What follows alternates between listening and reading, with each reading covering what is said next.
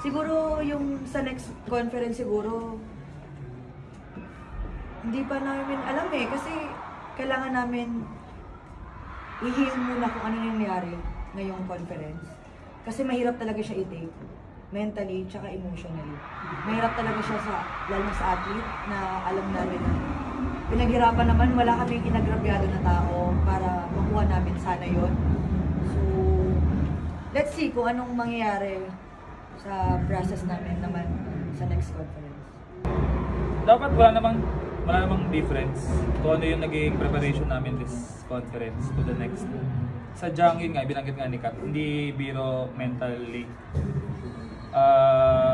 Baka weird na yun yung nagiging side namin. Pero alam, ano mo yun? Diba kasi, iba yung take namin. Siguro yung take namin, yung take din naman ng lahat ng nakakita. Siguro doon na lang siguro na side na yung mga nanonood nga, iba yung take, what more kaming naka-experience. So other than the mindset na kailangan mag-prepare ulit, talagang kailangan i-heal yun. Kasi hanggat hindi nakaka-recover, katulad yung kanina, hindi siya nagiging normal na galawin.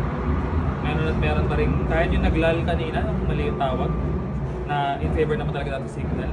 Iba na yung pakiramdam, parang hindi siya healthy kumbaga. So to take talaga namin muna, imbis na panggigilan namin na planuhan yung next conference, yung healing saka yung ma-refresh muna kami ulit bago bumalik.